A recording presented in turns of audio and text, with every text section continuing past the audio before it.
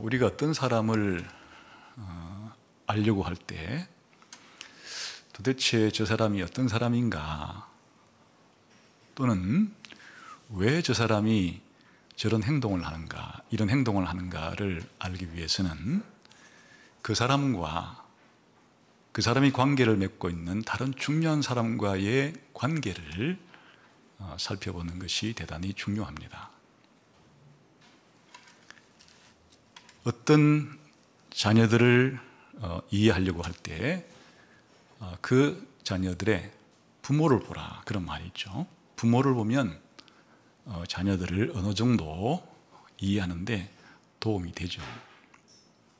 왜냐하면 부모의 유전자가 생물학적으로 자녀에게 유전이 되기 때문에 당연히 부모의 외모라든지 부모의 정신적인 특징들이 자녀들에게 드러날 수밖에 없는 거예요. 그러나 유전적인 이유 말고도 자녀들이 성인이 될 때까지 성장을 할 때 부모와 함께 가정에서 살잖아요. 그럼 부모가 생각하는 것, 부모가 행동하는 것을 보고 듣고 자라죠. 부모의 가치관이 알게 모르게 사는 동안에 자식에게 전달이 되고, 자식들은 알게 모르게 부모의 가치관, 인생관, 세계관, 그리고 도덕적인 기준과 행동들을 보면서 영향을 받게 되죠.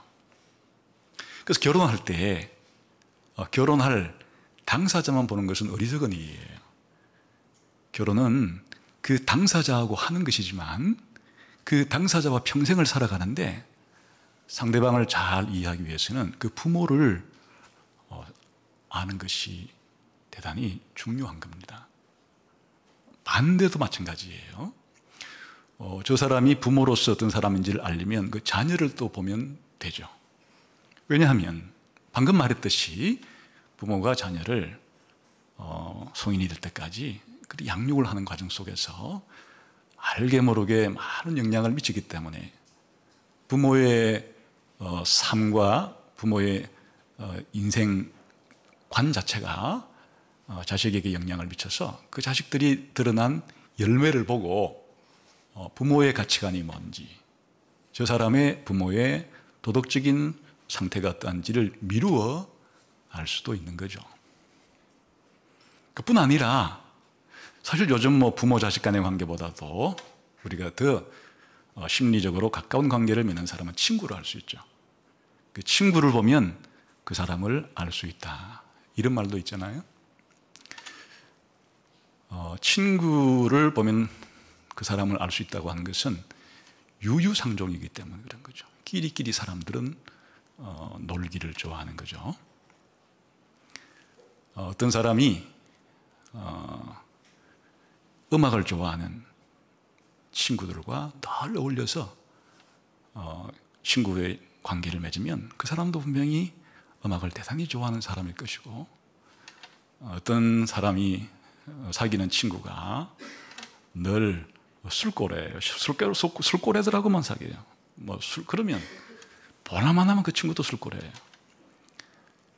이렇게 우리 한 사람의 어떠함을 알고 그 한 사람의 행동을 아는데 그 사람만 봐서는 모르는 거예요.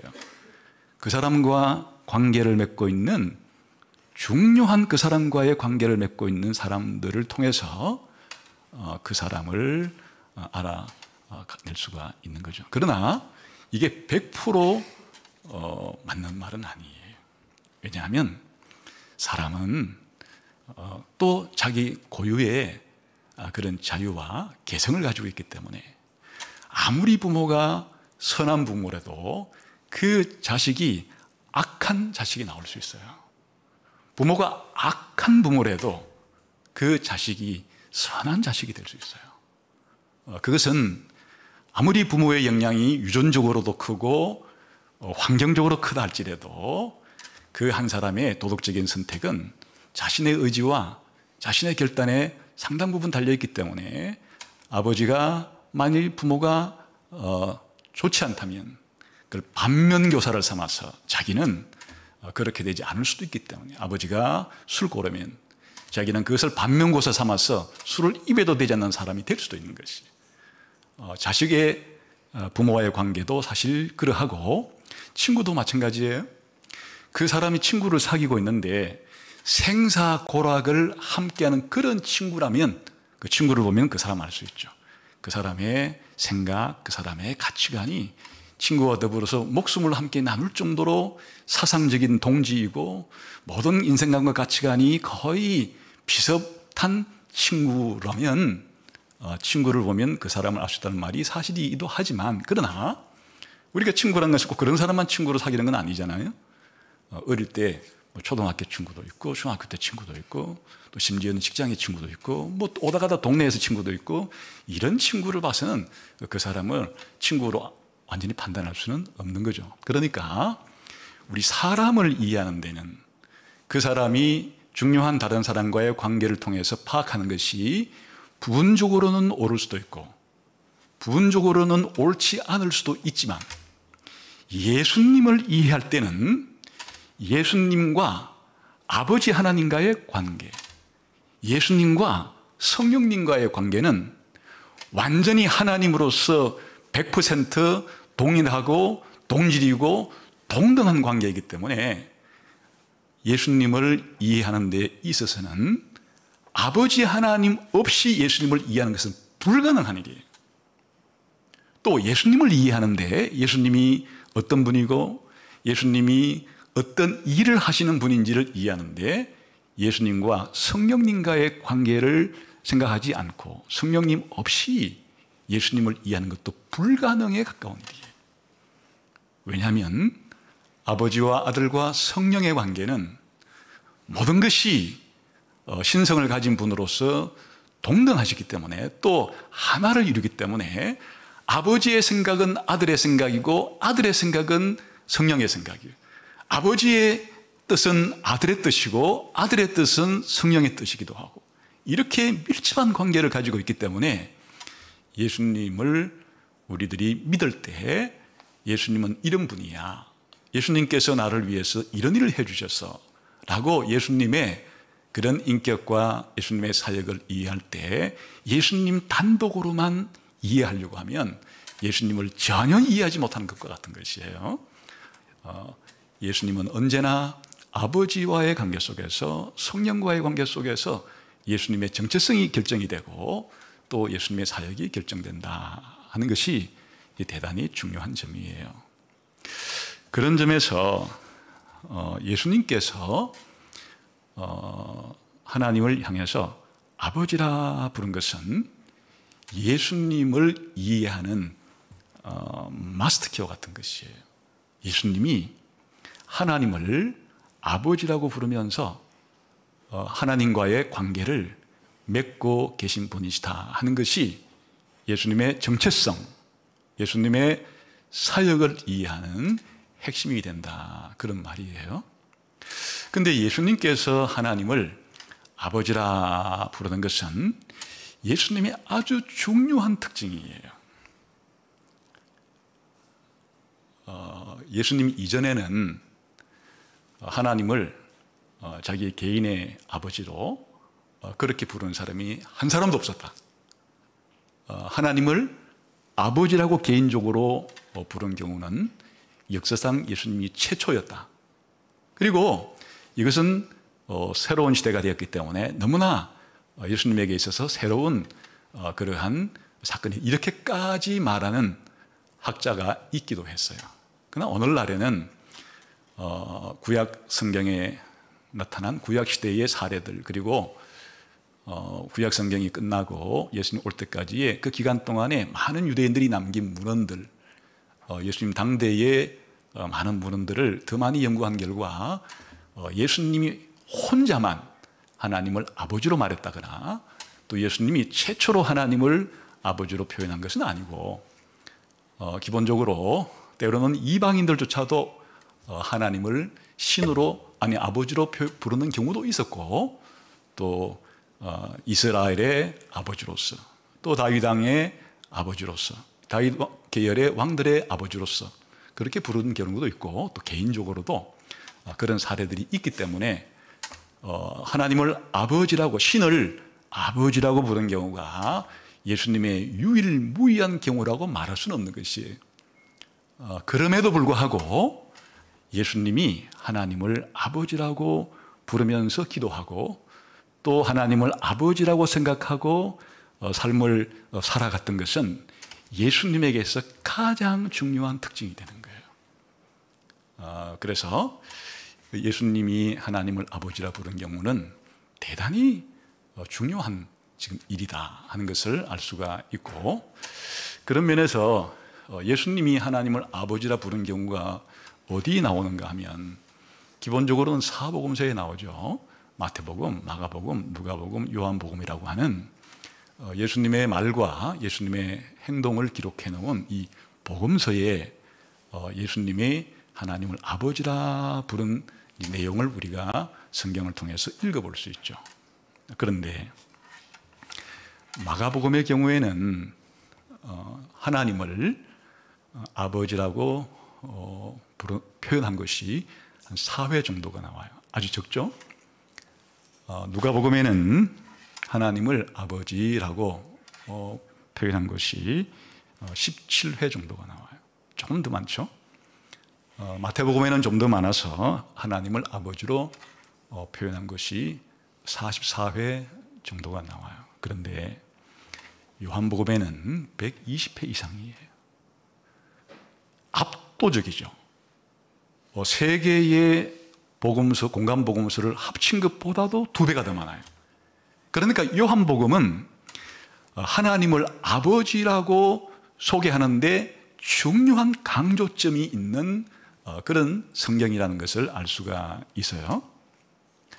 심지어 우리가 살펴보려고 하는 요한복음 17장만 하더라도 하나님을 아버지라고 표현한, 식말은 아버지라고 표현된 것이 이걸 하나님을 가리키는 표현이 38번인가 제가 설교 시간 하기 들어오기 전에 한번 갑자기 생각이 나서 세려봤어요. 요한복음 17장 한 곳에만 해도 그렇게 하나님을 아버지로 표현한 것이 많다. 한번 좀 그냥 귀로만 들어서는 실감이 안 날 것 같아서 한번 눈으로 한번 확인해 보죠. 한번 우리 여기 있는 초등학생도 있고 중고등학생도 있는데 아버지 나올 때마다 한번 세려봐요. 한번 세려봐요. 자, 1절부터 읽어봅시다. 시작. 예수께서 이 말씀을 하시고 눈을 들어 하늘을 우러 이르시되 아버지여 때가 이르렀사오니 아들을 영화롭게 하사 아들로 아버지를 영화롭게 하옵소서. 2번 나오죠. 아예 기도를 아버지여라고 부르며 시작하면서 아버지에 대한 말이 2번 나오죠. 2절 시작.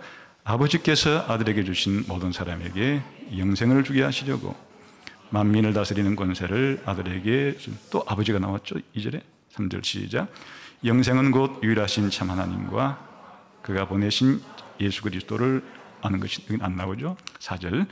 아버지께서 내게 허락해 주신 일을 내가 이루어 아버지를 이 세상에서 영화롭게 하였사오니 2번 나오죠. 5절.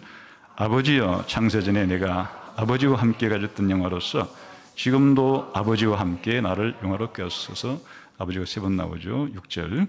세상 중에서 내게 주신 사람들에게 내가 아버지 이름을 나타내었나이다. 그들은 아버지의 것이었는데 내게 주셨으며 그들은 아버지의 말씀을 지켰나이다. 3번이 나오죠. 7절. 지금 그들은 아버지께서 내게 주신 것이 다 아버지로부터 온 것인 줄 알았나이다. 2번 나오죠. 8절. 나는 아버지께서 내게 주신 말씀들을 그들에게 주었사오며 그들은 이것을 받고 내가 아버지께로 나온 줄을 참으로 아오며 아버지께서 나를 보내신 줄도 믿었사옵나이다. 3번이 나오죠. 9절. 내가 그들을 위하여 비옵나니 내가 비옵는 것은 세상을 위함이 아니요 내게 주신 자들을 위함이니이다. 그들은 아버지의 것이로소이다. 한번 나오죠. 10절. 내 것은 다 아버지의 것이요 아버지의 것은 내 것이온데 내가 그들로 말미암아 영광을 받았나이다. 2번 나오죠. 11절. 나는 세상에 더 있지 아니하오나 그들은 세상에 있사옵고 나는 아버지께로 가옵나니 거룩하신 아버지여 내게 주신 아버지 이름으로 그들을 보존하사 우리와 같이 그들도 하나가 되게 하옵소서. 3번이나 나오죠. 12절. 내가 그들과 함께 있을 때에 내게 주신 아버지의 이름으로 그들을 보존하고 지켰나이다. 그 중에 하나도 멸망하지 않고 다만 멸망의 자식뿐이오니 이는 성경을 응하게 하려입니다. 한번 나오죠. 13절. 지금 내가 아버지께로 가오니 내가 세상에서 말을 하옵는 것은 그들로 내 기쁨을 그들 안에 충만히 가지게 하려 함이니이다. 한번 나오죠. 14절. 내가 아버지의 말씀을 그들에게 주었사오니 세상이 그들을 미워하였사오니 이는 내가 세상에 속하지 아니한 같이 그들도 세상에 속하지 아니함이니이다. 한번 나오죠. 15절. 내가 비옵는 것은 그들을 세상에 데려가시기를 위함이 아니요 다만 악에 빠지지 않게 보존하시기를. 여기는 안 나오죠. 16절. 내가 세상에 속하지 아니함 같이 그들도 세상에 속하지 아니하였습니다. 이게 안 나오죠. 17절. 그들을 진리로 거룩하게 하옵소서. 아버지의 말씀은 진리이다. 한번 나오죠. 18절.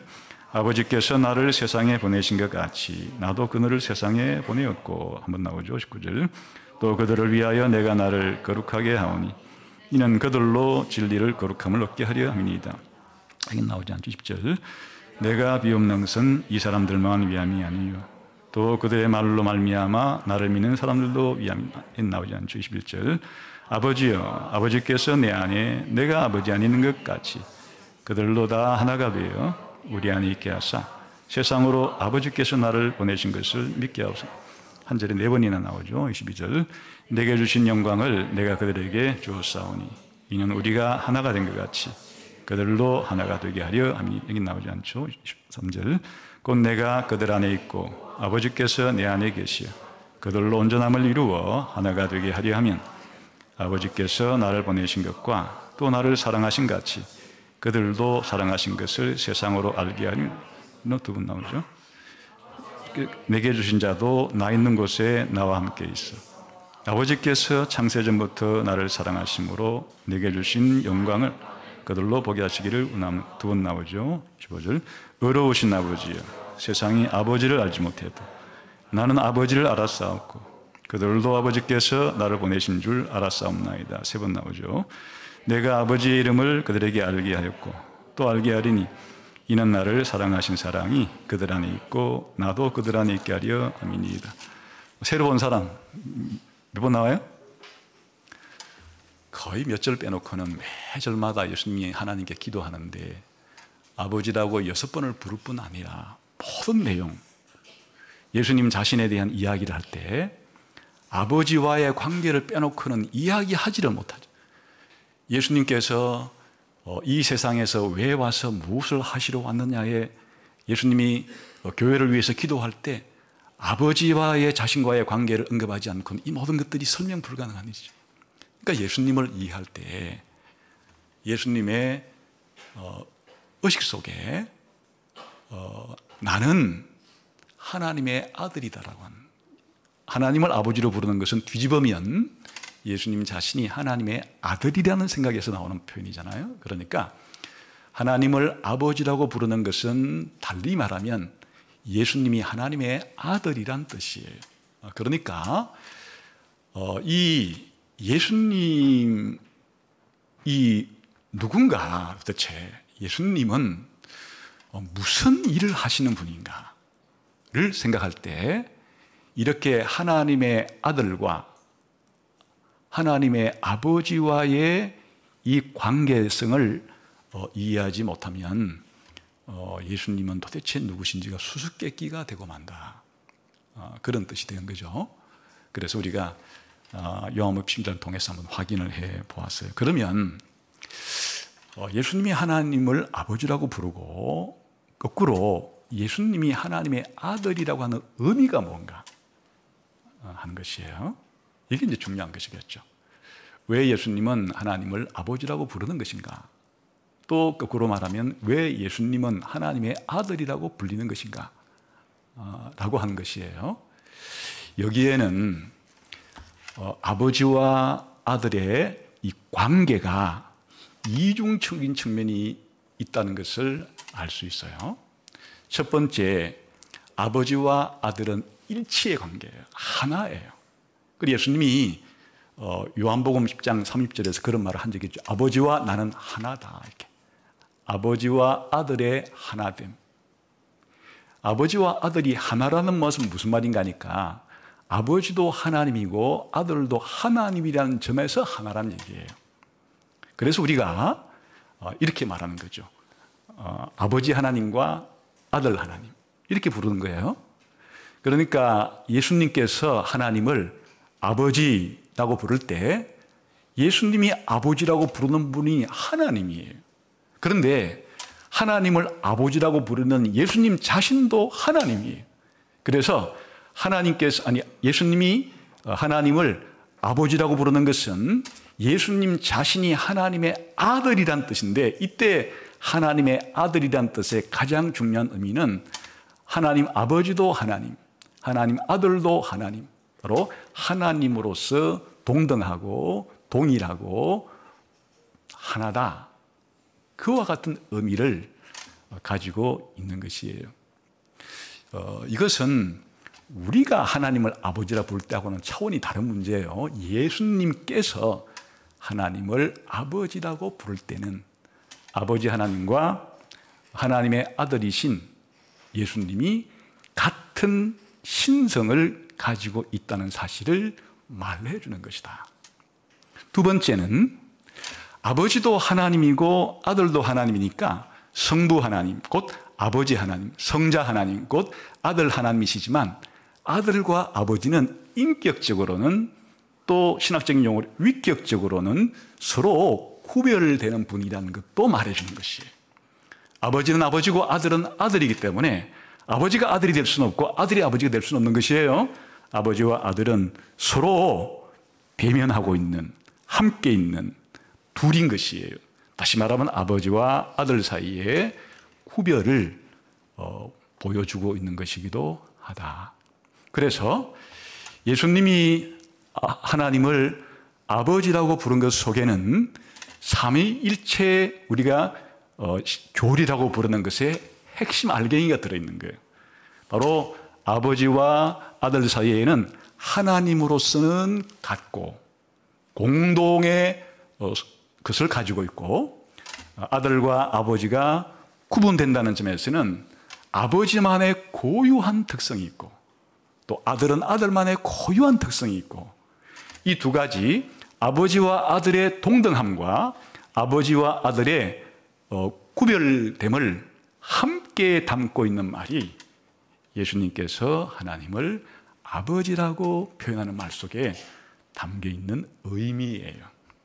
자, 그러면 오늘은 예수님께서 하나님을 아버지라고 부르고 예수님이 하나님의 아들로서 이 두 가지 측면, 아버지와의 관계 속에서 한편으로서는 신적으로 동등하고 한편으로서는 위격적으로, 인격적으로는 서로 구별되는 분이라고 하는 이 사실을 중심으로 요한복음 7장 한번 살펴보려고 해요. 우선 예수님께서 하나님을 아버지로 부르는 첫 번째 의미가 예수님 자신이 아버지와 동일한 하나님이시다 하는 것을 말한다고 그랬잖아요. 그러면 하나님인지 아닌지를 어떻게 분별하는가 하는 것은 기준이 있어요. 우선 우리가 흔히 하나님이라는 것은 일반적으로 한자로 쓸 때는 신이라고 그러는 거예요.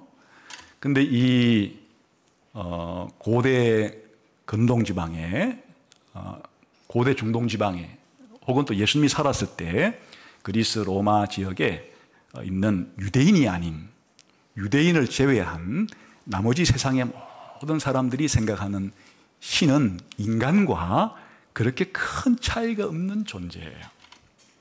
우선 그리스 로마 사회에서는 사람을 뭐 조금만 좀 힘이 있거나 유명하면 그냥 신으로 불러줘요. 그러니까 로마의 황제가 죽고 나면 선물해 주듯이 죽은 로마의 황제를 신격화시켜서 신으로 만들어버려요. 신이 되는 게 너무 쉬워요, 인간이. 심지어는 어떤 황제들은 자기가 죽을 때까지도 못 기다리고 살았을 때 자기가 스스로 나는 신이라 이렇게 선포해버려요. 그런 사람들은 되게 폭군이 될 가능성이 많죠. 어쨌거나 간에 사람들이 신이 되는 것, 또 사람들을 신이라 부르는 게 너무나 쉬운 문제였다 이 뜻이에요. 왜냐? 그들이 생각하는 신과 인간은 별 차이가 없기 때문에.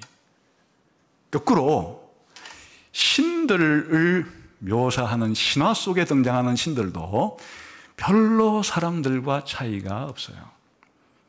요즘 아이들이 그리스 로마 만화로 그린 것을 많이 보고 또 게임이나 이런 데서도 그런 걸 많이 응용하기도 하고 그러는데, 그리스 로마에 나오는 신들을 보면 그냥 올망졸망한 신들이에요. 그냥 사람들보다 조금 더 머리가 좋거나 사람들보다 조금 더 어떤 특별한 능력이 있을 뿐이지, 사람들처럼 결혼하고 사람들처럼 자식도 낳고 사람들처럼 미워도 하고 사람들처럼 사랑도 하고 지지고 볶고, 그냥 이 신이라는 존재 자체가 인간을 조금 뻥튀기 해놓은 정도. 그냥 사람을 좀 뻥튀기면, 그게 그리스 로마의 그런 신들이에요. 사람들이 그렇게 요즘에 그런 그 영화나 만화를 그릴 때 아주 특별한 재능을 가진 어벤져스 팀들, 고대의 그리스 로마 신들은 다 그런 그냥 어벤져스 팀 정도에 불과한 그러한 존재들이니까 이 신과 인간의 그런 구별이 그렇게 크지 않고 그냥 희미한 거예요. 그냥 우리가 색깔을 색칠할 때 완전히 단색으로부터 비슷한 색깔들이 이렇게 그라데이션으로 이렇게 표시할 수 있듯이, 이방인들이 생각하는 신들이란 별로 인간과 다를 바가 없는, 인간보다 조금 더 나은 뭐 정도 그러니까 반신 반인도 등장하고 또 반신 반수도 등장하고 막 이게 그냥 이 신과 인간과 뭐 동식물 자체에 그 차이가 없는 것이, 아예 범신론자들은 그냥 이 자연을 신이라 불러버리기도 하고, 그것이 구약 성경의 계시를 통해서 하나님이 어떤 분인지를 계시받은, 또 그렇게 믿은 유대인을 제외한 인류 역사의 모든 인간들은 전부 다 신을 그냥 자기의 상상력으로 인간을 조금 더 뻥튀기한 정도로 그렇게 신을 생각했다, 그런 말이에요. 그런데 진짜 세상을 창조하고 인간을 창조한 하나님께서 구약 성경을 통해서 유대인들에게 자신이 어떤 분인지를 알려주었어요.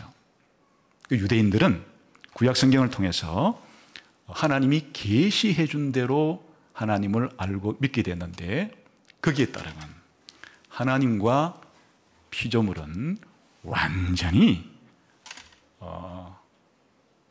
넘을 수 없는, 요즘 우리가 말하는 넘사벽, 넘을 수 없는 거리가 있는 분이에요. 하나님은 창조주고 하나님 이외의 모든 존재는 피조물이에요. 그러니까 하나님만이 온 우주와 만물과 인간을 창조한 분이시고, 하나님 이외의 모든 존재는 그냥 피조물이에요. 그러므로 하나님은 창조주로서 우주와 만물과 인간 개인과 모든 집단과 나라의 절대 주권을 가지고 그들을 다스리고 통치하시고 심판할 수 있는 절대 권한을 가지고 계신 그런 분이에요. 유대인들이 생각하는, 믿고 있는 이 유일신 하나님은 이와 같이 이 우주에 있는 다른 모든 피조물과는 절대적으로 구별되는 거룩하신 창조주 하나님으로서의 절대 주권을 가지고 계신 분으로서 쉽게 말하면 전지하시고 전능하시고 어디나 계시는, 시간과 공간까지도 창조했기 때문에 그것을 초월할 수 있는 이런 신의 속성, 성품을 가지고 있는 분이기도 해요. 그리고 이 하나님께서 그러면 하시는 일은 방금 보았듯이 세상을 창조하는 이런 사역을 하는 거고, 더 나아가서는 타락한 인간을 구원하기도 하고 구원하지 않는 인간들에게는 심판을 하기도 하고, 이런 하나님만이 할 수 있는 특별한 하나님이 하시는 일들이 있어요. 그게 창조, 구원, 심판의 일들이에요. 더 나아가서 이 결과로서 예배를 받으시는, 찬송을 받고 예배를 받고 우리의 믿음의 대상이고 사랑의 대상이고 순종의 대상이고 헌신과 충성의 대상이 될 수 있는 분은 그러므로 하나님밖에 없는 거예요. 다른 어떠한 피조물도 다른 피조물에 예배를 받거나 영광을 받을 자격이 없어요. 오직 하나님만 예배와 영광을 받으시는 분이시다. 그러면 예수님이 하나님을 아버지라 부를 때 예수님이 가지고 계시는 아버지와의 공통점이 아버지도 신이시지만 예수님도 아버지와 똑같은 의미의 신이라고 할 때는 그럼 어떤 의미의 예수님의 신성을 말하는가 하니까 그리스 로마 신화에 나오는 그런 신을 말하는 게 아니에요. 바로 구약 성경에서 자기를 유일하신 참 하나님으로 알려주신 영원하고 불변하고 무한하신 전능하신 절대자 하나님으로서의 그런 신성을 가지신 분이라는 의미로서 예수님이 신이란 뜻이에요. 그렇기 때문에 예수님을 하나님이라 신이라고 부르는 우리 기독교인들과 그리스 로마 사람들이 로마 황제를 신이라 부르는 것은 완전히 차원이 다른 문제다 라고 하는 것을 알 수가 있겠죠. 그랬을 때 요한복음 7장에 보게 되면 예수님이 아버지 하나님께 드리는 기도 가운데 예수님의 이런 신성을 번뜩 우리들에게 보여주는 그런 기도의 내용들이 많이 있어요. 우선 예수님께서 자신을 아버지께 기도할 때 이렇게 기도를 드리는 내용이 있어요. 11절과 12절을 보게 되면 아버지께서 아버지의 이름을 내게 주었습니다. 다시 말하면 아버지의 이름을 공유한다는 뜻이에요. 아버지도 아버지의 이름을 가지고 있듯이 그 아버지의 이름을 아들 되시는 예수님에게도 주었기 때문에 아들도 그 아버지의 이름을 가지고 있다. 이게 무슨 말인가 하면 바로 구약 성경에서 신을 신이라 부르는 거, 하나님이라 부르는 거죠. 그 하나님이라고 불리는 그 이름, 그리고 이제 더 나아가서 구약 성경에서 하나님은 자신의 이름을 여호와로 알려주었기 때문에 여호와라는 것이 하나님의 이름이에요. 그래서 예수님께서는 하나님이신데 하나님의 이름을 가지고 있어요. 어떤 하나님 이름을 가지고 있는가 하면 예수님을 하나님이라 부르는 것이에요. 하나님이기 때문에. 또 예수님을 여호와라 부르는 것이. 그런데 이제 여호와라는 말을 유대인들이 입에 담지를 않고 그냥 주라는 말로 대체해서 부르기 시작했기 때문에 이제 신약 성경에는 여호와라는 말을 쓰지 않고 다 주라는 말을 쓰는 거예요. 그러니까 예수님을 하나님이라 부르기도 하고 예수님을 주님이라 부르는 것은 바로 하나님의 이름, 아버지의 이름을 공유하고 있다는 뜻이에요. 예수님도 하나님이라 불리고 예수님도 주님이라 불린다, 그 뜻이에요. 그래서 요한복음 전체를 보게 되면은 최초의 요한복음을 쓰면서 이 요한복음의 저자인 사도 요한은 아예 1장 1절부터 예수님을 하나님이라고 소개하고 시작하죠. 태초에 말씀이 계시니라. 이 말씀이 하나님과 함께 계셨는데 이 말씀이 곧 하나님이시니라. 여기서 말씀은 예수님을 부르는 다른 칭호인데 이 말씀 되시는 예수님이 하나님이라고 이렇게 시작을 하고 이 요한복음에서 예수님을 소개하기 시작해요. 예수님은 하나님이시다 이렇게 소개하고 예수님을 이야기하기 시작한다고요. 더 나아가서 요한복음의 맨 끝에 보게 되면은 예수님이 부활한 이후에 제자들에게 부활하신 예수님께서 나타나셔요. 그때 도마라고 하는 제자가 부활하신 예수님을 향해서 신앙을 고백하는데 나의 주, 나의 하나님이라고 예수님을 하나님이라 불러요. 그러니까 요한복음은 예수님이 처음부터 마지막까지 신성을 가지고 있는, 왜 신성 가지고 있느냐? 하나님이라고 부를 수 있는, 하나님이라고 불릴 자격이 있는 그런 하나님이기 때문에 하나님으로 부르는 것이에요. 우리 한자로 말하면 신이라 부르는 거예요.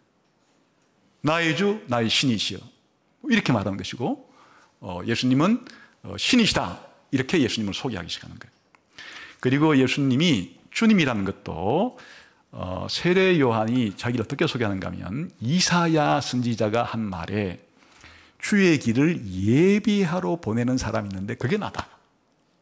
세례 요한은 자기가 주의 길을 예비하러 온 사람이라고 자기 자신을 밝혀요. 자기는 주가 아니에요. 세례 요한은 주의 오실 길을 미리 먼저 와서 예비하는 사람. 그럼 뇌 뒤에 그럼 주님이 오시는데 그분이 예수님이라는 것이. 그 예수님이 바로 이사야 선지자가 말한 주의 길을 예비하러 올 그 자가 세례 요한이고 주님 자신이 바로 예수님이라는 것을 말해주는 것과도 같은 것이. 그 초반부터 예수님을 이렇게 주로 소개하고 또한 아까 도마의 입을 통해서 예수님을 하나님이라고만 부를 뿐 아니라 뭐라고도 부른다 그랬어요? 주님이라 부르는 것은 구약 성경식으로 말하면 여호와란 뜻이 나의 여호와시고 나의 하나님이시다. 나의 하나님이시고 나의 여호와시다. 그렇게 예수님을 향해서 신앙을 고백하고 부르는 거예요. 그러니까 요한복음은 요한복음의 처음부터 또 요한복음의 제일 마지막이 바로 예수님이 아버지의 이름을 가진 자예요. 바로 예수님은 하나님이라 불리기도 하고 예수님은 주님이라 불리기도 하시는 분이시다. 예수님에 대한 이해가 예수님을 안 믿는 사람과는 완전히 다르다는 것을 알 수가 있죠.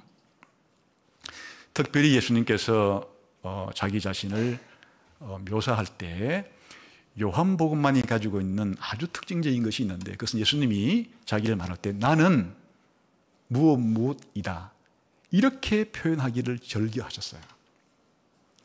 나는 생명의 떡이다. 나는 선한 목자다.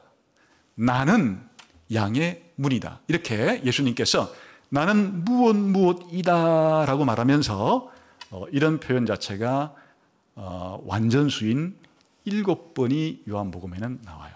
그런데 더 중요한 것은 예수님께서 아예 무엇도 빼버리고 나는 그냥 나다. 이렇게 나는 그다. 그가 나다. 우리 번역이 성경에 이렇게 되어 있는데 이거는 이제 무슨 표현인가 하면은 영어식으로 말하면 그냥 I am 이란 뜻이 I am a boy, I am student, I am teacher 해가지고 뭔가 이렇게 뒤에 서술을 붙이는 게 아니고 그냥 I am 이렇게 말하는 것과 같은 것이에요. 이게 무슨 용법인가 하니까 바로 이 나는 나다라고 하는 표현은 하나님께서 모세에게 자기 이름을 계시해 줄 때 여호와로 자기를 계시할 때 바로 여호와라는 이름의 뜻이 바로 I am이라는 뜻이에요. 나는 나다는 뜻이. 그러니까 예수님께서 요한복음에서 특징적으로 7번씩이나 아예 스스로도 없는 방식으로 절대적으로 나는 나다 이렇게 7번 말하고 나는 무엇이다 이렇게 7번 말하는 이 모두가 전부 다 예수님의 주님 되심, 여호와 되심을 예수님께서 표현하는 말이에요. 이게 아버지의 이름을 공유하고 있는 예수님, 예수님도 하나님이라 불리고 예수님도 여호와라고 불린다고 하는 그런 의미를 담고 있어요. 두 번째, 신은 이렇게 신만이 가지는 이름을 가지고 있을 뿐 아니라 신적 속성을 가지고 있다 그러죠. 신만이 가지고 있는 특성을 가지고 있어요. 여기에 2절에 보게 되면 아버지께서 아들에게 만민을 다스리는 권세를 주었다 그래요. 만민에 대한 절대 주권을 주었다는 것인데 이것은 하나님만 가지는 특성이에요. 절대 주권을 가지는 것은. 이런 만민에 대해서 만물에 대해서 절대 주권을 가지는 것은 어떤 피조물도 가질 수 있는 게 아니에요. 하나님만 가지는 신적인 특징 자체가 만민에 대해서 만물에 대해서 절대 주권을 가지는 것인데 아버지만 절대 주권을 가진 게 아니고 아들도 절대 주권을 가지고 있다고 말하는 거예요. 그러니까 아버지 하나님도 만민에 대한 절대 주권을 가지고 계신데 이제 그 만민에 대한 절대 주권을 아들에게도 주었기 때문에 아들도 그 만민에 대한 절대 주권을 가지고 있다. 절대 주권을 가지고 있다는 점에서 아버지와 아들은 하나이고 동등하다 그 뜻이. 예수님은 하나님이에요. 여호와예요. 왜냐하면 하나님과 여호와만 가지고 계시는 그런 신적인 속성을 가지고 계신 분이기 때문에 그래요. 또 10절 2절에 보게 되면 하나님이 아들에게 주신 자들에게 영생을 준다는 말이 있어요. 구약 성경에서 하나님은 어떤 사람들을 창조하는 것도 하나님만의 일이지만은 어떤 사람에게 영생을 주시는 이 일은 하나님만 하시는 일이에요. 어떻게 피조물이 다른 피조물에게 영생을 줄 수가 있어요? 그건 불가능한 일이죠. 어떤 사람에게 영생을 준다는 것은 이 창조주 하나님만 가질 수 있는, 하나님만 할 수 있는 일이에요. 그런데 아버지가 사람들에게 영생을 줄 수 있는 그런 일을 할 뿐 아니라 이제는 아들에게, 예수님에게 사람들에게 영생을 줄 수 있는 그런 사역을 했다는 것은 바로 아버지 하나님이 하시는 일이나 아들 되시는 예수님이 하는 일이나 영생을 주는 이 일은 바로 예수님이 신적인 사역을 하시는 하나님이라고 하는 강력한 증거가 되는 것이에요. 그뿐 아니라 이 구약 성경에서 영원하고 무한하고 절대적인 하나님의 중요한 특징은 바로 예배를 받는 거라 그랬죠. 영광을 받고 예배를 받는 거라 그랬어요. 그런데 요한계시록 17장에 1절과 4절과 5절과 24절에 보게 되면 아버지만 영광을 받는 것이 아니고 아들도 영광을 받아요. 다른 말로 말하면 아버지만 존귀와 영광과 예배를 받으시는 것이 아니라 아들 또한 존귀와 영광을 받으시는 하나님이라는 것이. 이렇게 예수님이 아버지께 기도할 때 예수님의 기도하는 내용들 몇몇 속에 바로 아버지와 아들 되시는 예수님이 이런 동일한 신성을 가지고 있는 동일한 하나님이라고 하는 생각이 가득 들어차 있는 것이에요. 그냥 예수님이 그러신 분이니까 예수님이 아버지를 향해서 기도하는 그 언어들의 내용 자체가 전부 그런 생각들로 가득 들어차 있는 것이에요.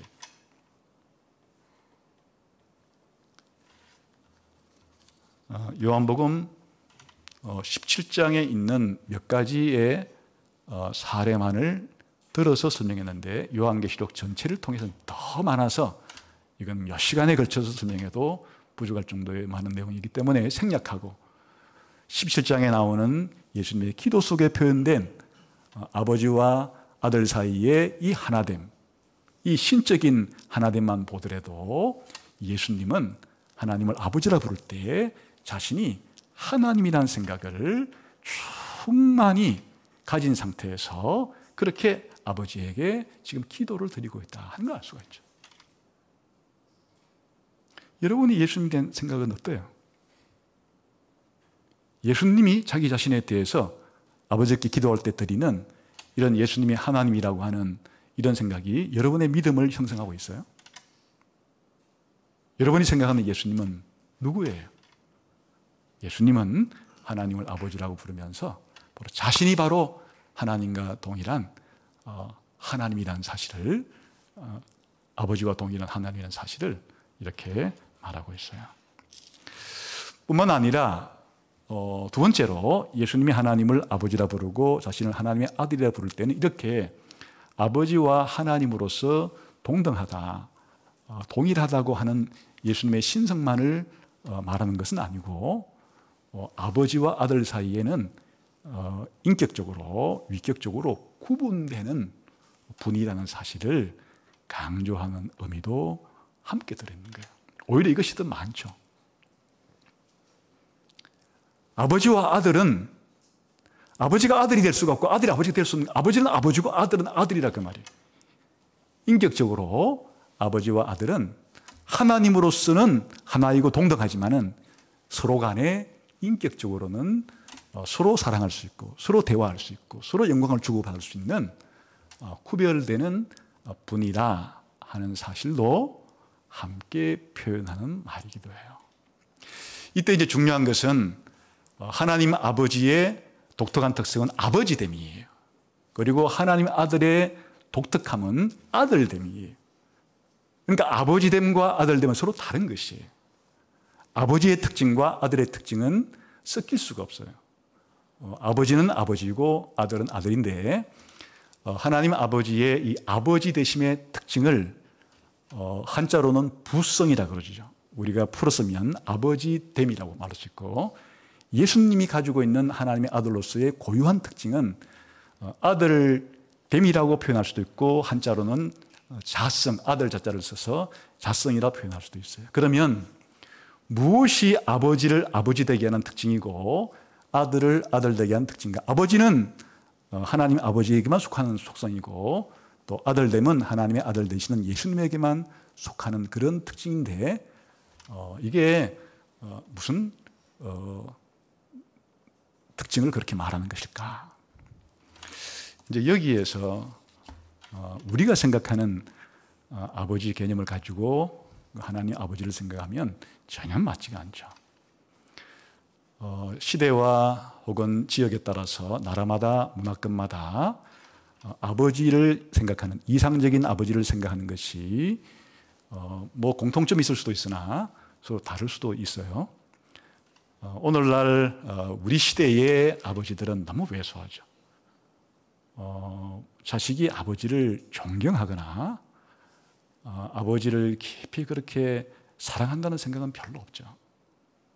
아버지는 가정에서 그냥 가장 차지할 자리가 없는, 오히려 왕따 당하는, 정말 힘없는 그런 아버지 상으로 전락했기 때문에 예수님이 하나님을 아버지라고 부를 때 그 아버지에 대한 특징을 우리가 지금 생각하는 그런 아버지 상으로 대입하게 되면 전혀 맞지 않는 것이에요. 그럼 예수님이 하나님을 아버지라 그랬을 때 그 하나님 아버지의 아버지됨은 어떤 특성을 가진 아버지로서 말하는 것인가? 그건 성경에 근거해야죠. 예수님이 오시기 전에 이 구약 성경에서 하나님께서 하나님 아버지로서도 계시를 했는데, 특히 이제 뭐를 근거로 하는 것인가 하면 이 이스라엘 사회에서 이 유대인들이 가정을 꾸리고 또 부족을, 시족을 꾸릴 때 그 아버지가 가지고 있는 특징들이 있어요. 그걸 뭐 많이 세부적으로 말할 수도 있으나 이 구약 성경에서 이 아버지라고 말할 때 아버지가 가지고 있는 이 역할과 특성을 좀 가장 압축적으로 간결하게 말한다면 한 3가지의 특징이 아버지가 가지고 있는 아주 고유한 특징이 있어요. 그게 뭔가 하면 첫 번째는 가족을 낳고 부족을 낳는 이 낳는 역할이에요. 그러니까 가족과 부족이 아버지로부터 기원해요. 아버지 역할이 그거예요. 좁게는 한 가족을 낳고 그 가족들이 조금 더 번성하게 되면 그게 부족이 되고 시족이 되죠. 그러니까 아버지가 하는 가장 중요한 역할은 이렇게 가족을 만들어내고 부족을 만들어내는 가족과 부족의 기원과 원천으로서의 역할을 하는 것이 아버지예요. 근데 이제 이걸 잘 모르는 사람들은 이렇게 생각할 수 있어요. 아니, 아버지가 자녀를 낳는다고요? 그 엄마가 낳는 거 아니에요? 어머니가 자식을 낳지. 뭐 아버지가 자식 낳는데 무슨 관계가 있어? 이렇게 생각할지 모르겠으나 그것은 성경에 있는 아버지의 특징이 아니더라도 그냥 상식적으로도 우리들은 우리 조상들은 잘 알았죠. 아버지가 날 낳으시고 어머니가 날 기르신다. 그 자식을 엄마가 낳는 것이 아니에요. 엄마는 자녀를 기르는 역할을 하는 것이고 아버지가 자식을 낳는 거죠. 뭔 말인지를 모르면 생물학을 공부해봐야 하는 거예요. 그는 상식적으로 기본적으로 자식을 낳는 기능은 씨가 하는 기능이지 밭이 하는 기능이 아니에요. 그러니까 바로 이렇게 아버지가 가족을 만들고 그것이 더 커지게 되면 그게 부족이 되고 시족이 된다고 했죠. 더 나아가서 민족이 될 수도 있는 것이고, 이렇게 아버지의 1차적인 역할과 기능은 기원으로서, 원천으로서 그런 가족과 부족을 낳는, 태어나게 하는 이제 이런 기능이 아버지의 가장 중요한 기능이고, 그 낳은 자녀에게는 유산을 줘요. 이게 이제 아버지가 중요한 특징이에요. 그러니까 구약 성경에 나오는 가족들의 얘기는 전부 다 유산 분쟁 얘기예요. 아브라함이 이삭도 낳고 이스마엘도 낳잖아요. 근데 아브라함의 이 유산이 누구에게 갈 것인가? 이스마엘과 이삭이 분쟁을 하죠. 또 이삭의 아들이 야곱과 에서가 있는데 이 야곱의 이삭도 낳고 야곱도 낳았는데 에서도 낳고 야곱도 낳았는데 이 야곱의 유산이 누구에게 가는 것인가? 다시 말하면 첫 번째 중요한 아버지의 아버지됨은 이렇게 자손들, 후손들을 낳고 그들에게 유산을 주는, 구약시대 때는 그게 주로 땅이겠죠. 이게 첫 번째 중요한 아버지됨이란 뜻이에요. 이스라엘 사회에서. 요즘하고는 좀 다르죠? 두 번째는 이 아버지가 이렇게 가족이나 부족을 만들어내고 낳는 역할만 하는 것이 끝나는 것이 아니에요. 이제는 그 가족과 부족에 대해서 사랑하고 보호하고 양육하는 그런 기능을 해요. 이게 아버지의 몫이에요. 물론 요즘은 부모가 함께 그런 일을 하죠. 그러나 구약시대 이스라엘 사회에서 아버지는 1차적으로 그렇게 자녀들을 사랑하고 자녀들을 양육하고 보호하고 돌보고 하는 것도 바로 아버지가 하는 역할이에요. 그 다음에 세 번째는 아버지가 자녀들에게 말을 하거나 자녀들에게 어떤 일을 하라고 시켰을 때 아버지는 자녀로부터 존경과 복종을 받을 권리가 있는 거예요. 그러니까 아버지는 대단한 권한을 가지고 있는데, 권리를 가지고 있는데 그것은 자녀로부터 바로 존경과 순종, 복종을 받을 그런 권리를 가지고 있어서 아버지는 이렇게 자녀를 낳고 유산을 주고 또 사랑하고 돌보고 그리고 어떤 명령을 주고 과업을 주어서 존경과 복종을 받을 수 있는 그런 존재라고 하는 것이 이스라엘 사회에 있어서 아버지됨의 가장 중요한 세 가지 특징이에요. 이것이 구약 성경에서 하나님이 이스라엘을 하나님의 아들로 삼았을 때 하나님이 이스라엘 백성에게 해주는 그런 일들이 바로 이와 같이 이스라엘의 인간 아버지가 인간 아들에게 해주는 그런 아버지됨에 비추어서 하나님이 이스라엘 백성의 아버지 역할을 해주는 것이에요. 그리고 이것은 이제 신약 성경에 오게 되면 우리 신자들도 예수님을 통해서 하나님의 자녀가 될 때, 또 하나님이 우리 신자들의 아버지가 될 때, 하나님 아버지가 신자인 우리들을 위해서 행해 주시는 것도 다 이 빛에 비추어서 그렇게 하나님께서 우리들을 해 주시는 것이에요. 그런데 지금 우리는 이 하나님의 이스라엘의 아버지 되심, 하나님의 우리 신자들의 아버지 되심을 말하는 것이 아니고 그건 별개의 문제고, 지금 우리가 살펴보는 것은 누구의 아버지 되신다는 걸 보고 있는 거예요.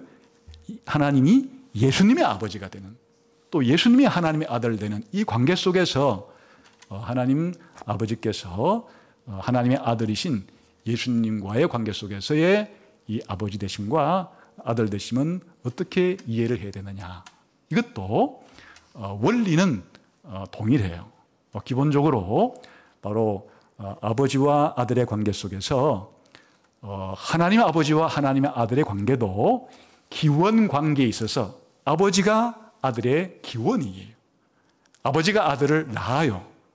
그리고 아들은 아버지로부터 출생을 해요.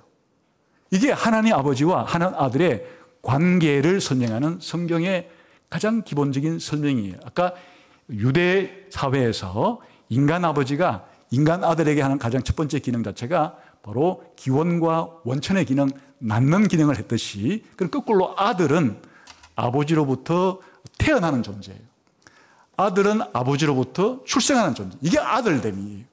그러니까 하나님의 아버지와 하나님의 아들도 가장 기본적인 그 기원과 원천의 관계가 하나님 아버지가 하나님의 아들을 낳고 하나님의 아들은 하나님 아버지로부터 태어났다 하는 것이 바로 이 요한복음을 통해서 하나님이 가르쳐준 계시예요. 그런데 여기서 오해를 제거해야죠. 인간 아버지가 인간 아들을 낳을 때에 그 낳는 기능과 하나님 아버지가 하나님의 아들을 낳는다고 할 때는 표현은 낳는다는 표현을 쓰고 출생한다는 표현을 쓰지만 그 내용상으로는 기원 관계에 있어서 아버지가 아들의 기원이라는 점만 같지 그 내용은 판이하게 다르다 그랬죠. 그게 뭔가 하면 지난번에 독생자 예수 그리스도를 설명할 때 바로 그 독생자라고 하는 말이 예수님께서 하나님의 독특하게 낳으신 아들이라는 뜻이에요. 이 표현의 의미는 예수님이 하나님의 아들은 아들인데 유일무이하게 독특한 아들인데 왜 그러냐? 하나님의 아버지가 영원 전부터 하나님의 아들을 영원토록 낳으신 분이기 때문에 그렇다는 것이에요. 이게 무슨 말인가 하면 인간 아버지가 인간 아들을 낳을 때는 시간의 선호가 있어요. 당연히 아버지가 존재할 때 아들은 없었어요. 그러다가 아버지가 아들을 낳아야 아들이 존재하는 거예요. 그 시간의 관계, 선후 관계 속에서 아버지는 아들보다 먼저 있었고 아들은 아버지가 있을 때 없던 존재예요.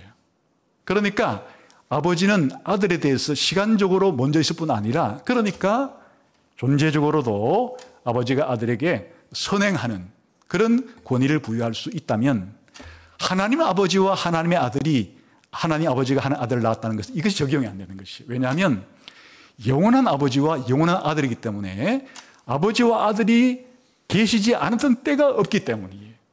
영원히 아버지도 계시고 영원히 아들도 함께 있었기 때문에 영원한 아버지는 있는데 영원한 아들 예수님은 없었던 때가 없었기 때문이에요. 그렇기 때문에 신학자들은 하나님 아버지가 하나님의 아들을 낳았다고 표현할 때는 그 앞에 영원한 출생이라는 영원한이라는 말을 붙여서 이게 인간 아버지가 인간 아들을 낳는 것과는 근본적인 차원이 다른 것이다 라고 그렇게 단서를 붙여주기 위해서 하나님 아버지가 하나님의 아들을 낳는 것은 영원한 출생 혹은 영원한 발생이라고 그렇게 부른다. 그것이 하나님께서 우리 신자들을 낳을 때는 입양의 개념으로 쓰는 것이에요.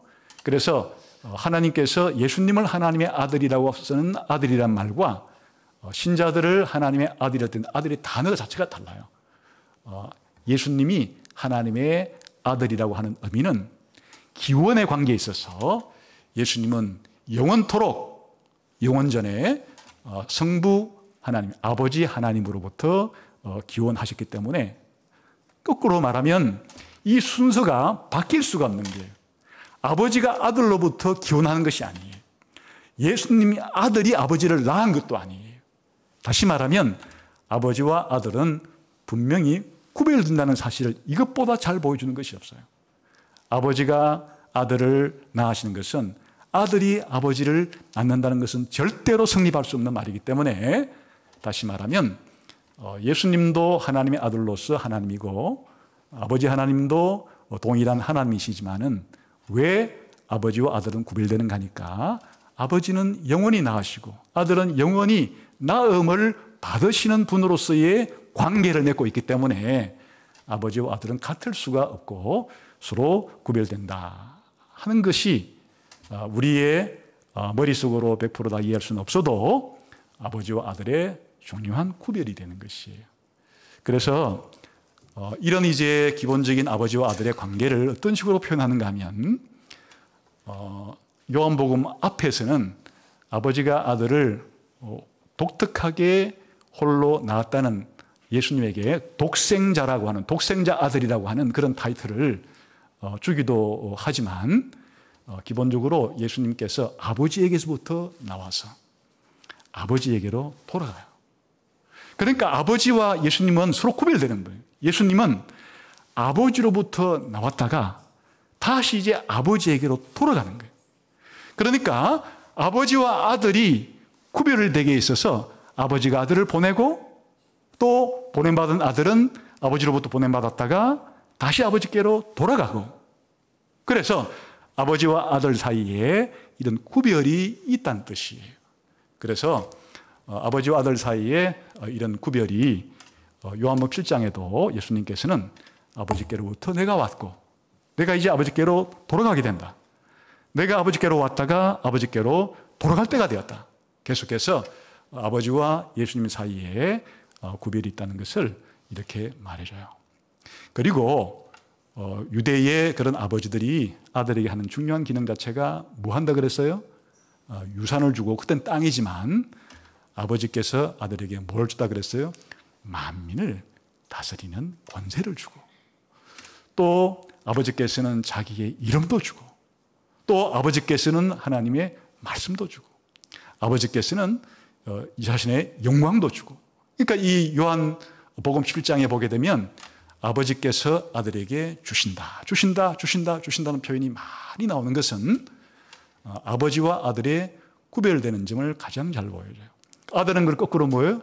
아버지께로부터 만민을 다스리는 권세도 받고, 또 아버지로부터 영광도 받고, 또 아버지로부터 기타 다른 것도 받고, 아버지는 아들에게 주고 아들은 아버지로부터 받고 이렇게 주는 아버지와 받는 아들 사이에는 분명히 서로 구별되는 분이라는 것을 보여준다, 그런 말이에요. 그 다음에 중요한 또 두 번째 아버지의 특징이 뭐라 그랬어요? 아버지는 아들을 사랑하는 것이에요. 요즘은 뭐 그런 생각을 안 하겠지만 구약에서 아버지를 계시할 하나님께서 그렇게 계시를 해 주었어요. 그래서 요한복음 7장에서도 지난번에도 한번 말씀드린 적이 있는데 23절과 24절과 26절에 세 번에 걸쳐서 아버지가 아들을 사랑하고, 아버지가 아들을 사랑하고, 아버지가 창세전에 아들을 사랑하고. 그러니까 아버지 하나님과 아들 되신 예수님의 관계가 아버지 하나님이 아들 되신 예수님을 사랑하고 창세전부터 지금까지 계속 사랑하시는 그런 관계다 하는 것은 아버지와 아들이 다르다는 걸 보여주는 거예요. 구별된다는 걸 보여주는 것이에요. 그뿐 아니라 이 아버지가 아들에게 무슨 권한이 있다 그랬어요? 말을 주고 또 일을 주고 할 때 아들은 아버지의 말을 순종하고 아버지가 맡긴 일을 순종함으로 잘 감당하는 이런 역할이 있는데, 요한복음 17장에 보게 되면 아버지께서 아들에게 말씀을 줘요. 그리고 아들은 그 아버지의 말씀을 지켜요. 또 아버지는 아들에게 이 세상에서 해야 될 일을 줘요. 그럼 아들은 아버지께서 맡기신 일을 또 완수해요. 그러니까 예수님이 하신 모든 말씀은 예수님 스스로 고안한 말이 아니에요. 예수님이 스스로 내가 이런 말을 제자들에게 해야 되겠다 한 말이 아니에요.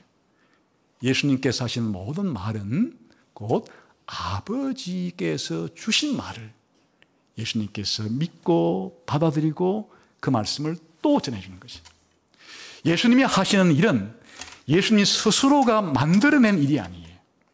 예수님이 우리를 구원하신 일조차도 예수님 혼자서 독단적으로 결정해서 예수님이 우리를 구원해 주겠다고 하는 그런 결정을 내리고 예수님 단독적으로 행동한 사건이 아니에요. 바로 예수님께서 우리에게 영생을 주시고 구원을 주시는 이 과업도 아버지가 아들에게 맡긴 거예요. 아버지가 아들에게 명령한 사항이에요. 아들은 그 아버지의 명령을 철저하게 순종함으로써 완수하고 이루는 것이, 예수님은 아버지와의 관계 속에서 이렇게 아버지를 존중하고 아버지가 맡긴 말씀과 맡긴 일을 끝까지 완수함으로써 순종함으로써 그렇게 완수를 하시는 모습을 볼 수 있어요. 이것이 아주 간단하게나마 예수님께서 하나님을 아버지라고 부를 때, 또 거꾸로 말하면 예수님 자신을 하나님의 아들로 부를 때 무슨 의미가 담겨 있는 것인가 하는 것을 두 가지 측면에서 양면성을 가지고 설명을 좀 해준 거예요. 예수님이 하나님 아버지를 아버지라고 부른 이유는 뭐라고요?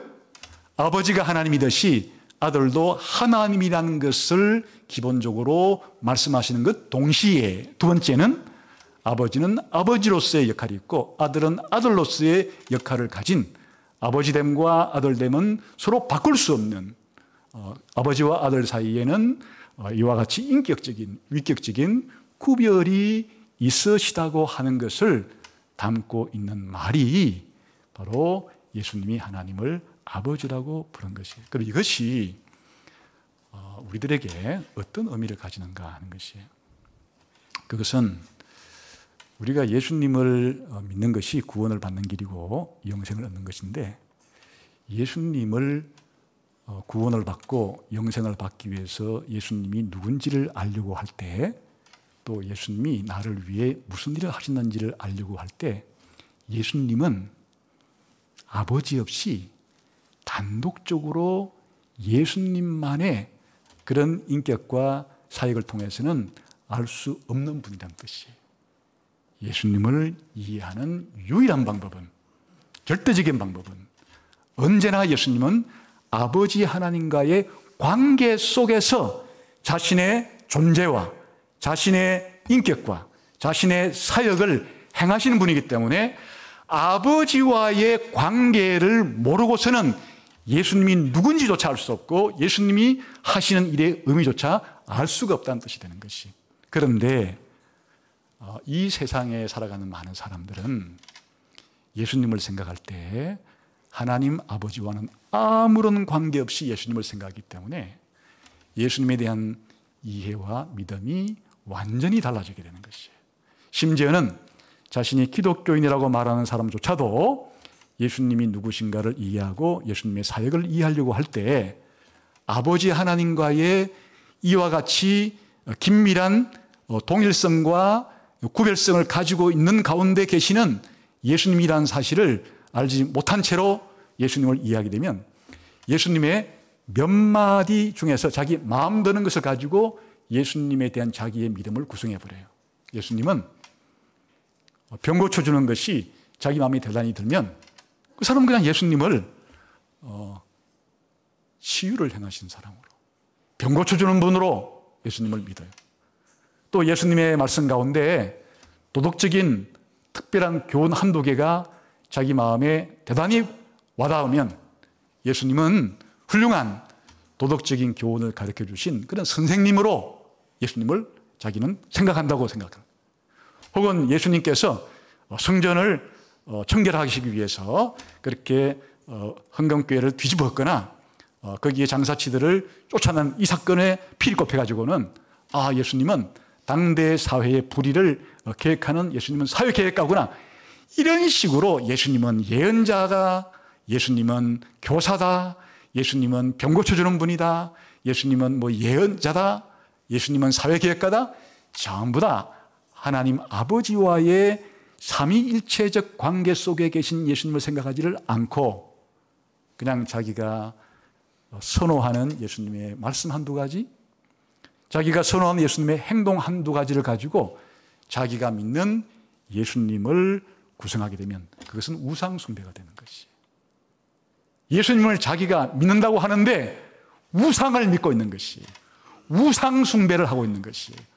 전혀 예수님과는 다른, 진짜 예수님과는 다른 헛개비, 허상, 자기 스스로가 만들어낸 이상한 예수를 믿고 있는 것이에요. 여러분 어때요?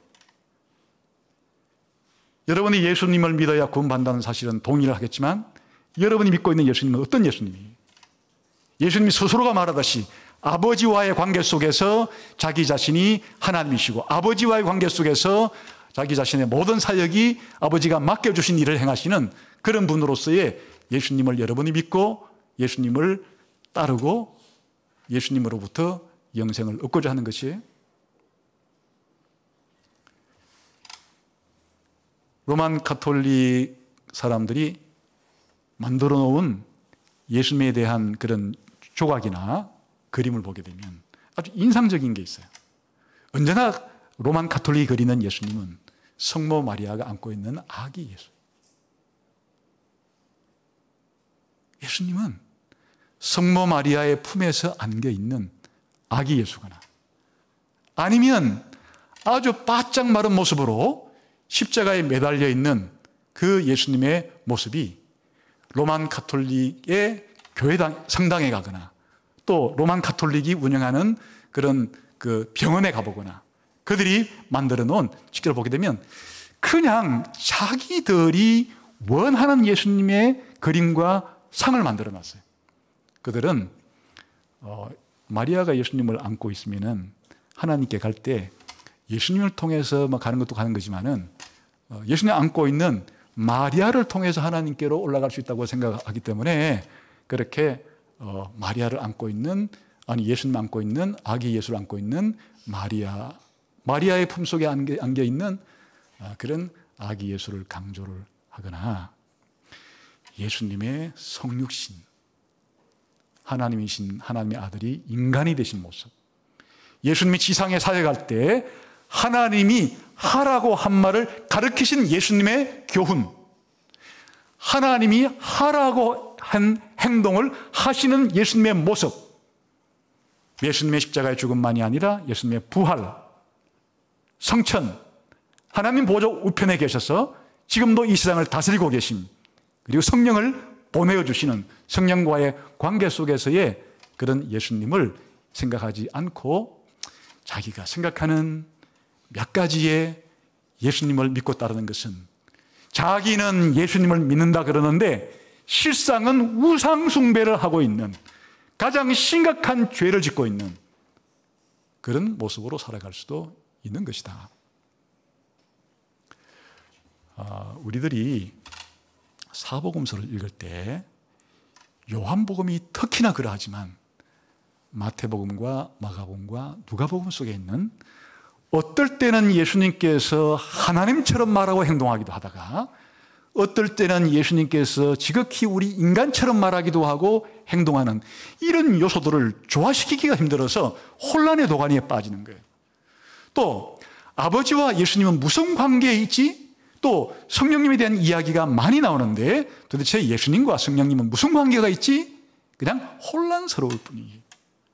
바로 예수님을 삼위일체적 예수님, 삼위일체적 그리스도로 이해할 때만이 예수님의 모든 말과 예수님의 모든 행동과 예수님의 성육신과 예수님의 하나님 되심과 아들 되심의 이 조화 그리고 연합 그리고 아버지의 뜻과 아들 되신 예수님의 뜻이 일치한다는 사실 그리고 더 나아가서는 예수님께서 왜 성령을 받으시고 제자들에게 성령을 주시는 분이신지 이런 것들에 대한 우리의 믿음과 이해가 바르게 될 수 있는 것이에요. 여러분, 여러분이 성경을 읽을 때 성경이 잘 읽히지가 않고 예수님이 누구신지가 잘 이해되지가 않고 또 예수님을 잘 받아들이기가 쉽지 않고 예수님과 나와의 관계가 그렇게 생생하지 않은 것은 예수님에 대한 여러분의 이해가 지극히 단편적이고 지극히 파편적이고 지극히 여러분이 좋아하는 예수님의 몇몇 모습만을 가지고 예수님을 여러분의 믿음의 대상으로 삼고 따라가기 때문에 그런 것이에요. 그래서 바른 예수님을 아는 가장 중요한 지름길은 바로 아버지와의 관계 속에 계시는 예수님을 이해하는 길이다. 여기에 이제 성령님은 지금 오늘 설명을 안 들었죠? 나중에 예수님과 성령님 관계를 합치면 그게 이제 삼위일체적 관계 속에 계신 아버지와 아들과 성령의 관계 속에서 있는 예수님을 이해할 때만이 성경에 나오는 모든 내용들이 서로 연결이 되고 조화를 이루고 통합이 되고 그리고 그것이 하나의 의미를 가지고 다가오게 되는 것이에요. 오늘 설교 주제는 아니지만은 우리들을 예수님께서 하나님을 부를 때도 이제는 예수님처럼 하늘에 계신 아버지라고 부르라고 그랬죠. 그리고 우리가 오늘 기독교인의 가장 큰 정체성은 하나님을 아버지라고 부르는 것이에요.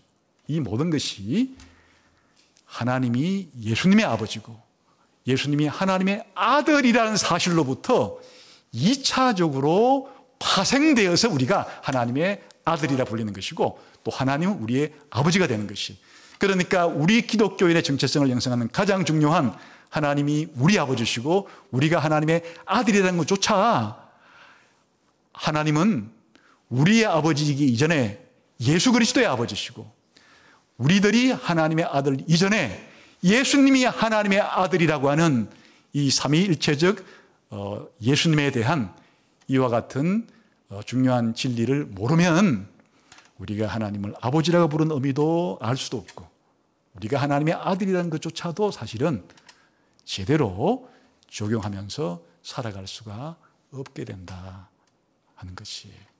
그래서 앞으로 우리가 요한복음 7장을 함께 읽고 묵상하고 나누갈 때, 요한복음 7장만이 아니죠. 사실은 요한복음 전체가, 그리고 신약성경 전체가 아니 성경 전체가 우리가 하나님을 이해할 때 아버지와 아들의 관계 속에서 아버지와 아들과 성령이 하나님으로서 하나이시고 동등하시지만, 아버지와 아들과 성령은 서로 간에 인격적으로 위격적으로 구별되시는 분으로서 사역한다, 이 사실을 모르면 성경은 전혀 오리무중에 빠진 이해할 수 없는 수수께끼 같은 책이 되어지지만, 삼위일체적 관점 속에서 예수님을 바르게 볼 때 성경의 모든 내용들이 이렇게 우리의 예배의 대상이시고 신앙의 대상이신 아버지와 아들과 성령께서 세상도 창조하시고, 아버지와 아들과 성령께서 우리들도 구원하시고, 궁극적으로는 우리들을 하나님의 자녀로 만드신다고 하는 이 위대한 하나님의 진리 속에서 우리가 세상을 살아갈 수가 있게 될 것입니다. 그래서 오늘 예수님께서 왜 하나님을 아버지라고 부르는가, 그 의미는 무엇인가를 함께 생각해 보면서 적용을 했습니다. 이것이 여러분의 예수님에 대한 믿음의 가장 중요한 핵심이 되고 또 기초가 되어서 살아가게 되기를 주님의 이름으로 축원합니다. 기도하겠습니다. 하나님 아버지, 감사합니다. 오늘 하나님 아버지와 하나님의 아들 예수님과의 관계를 통해서 우리가 예수님을 어떻게 믿어야 하고 예수님을 어떻게 따라야 하는지에 대해서 생각을 했습니다. 성령님께서 아버지와 아들의 이와 같은 영광을 우리에게 보여주셔서 예수님이 아버지를 생각했듯이, 아버지가 예수님을 생각했듯이 그렇게 아버지 하나님과 아들 되시는 예수님을 믿고 순종하는 저희가 되게 해 주시옵소서. 예수님 이름으로 기도하옵나이다. 아멘.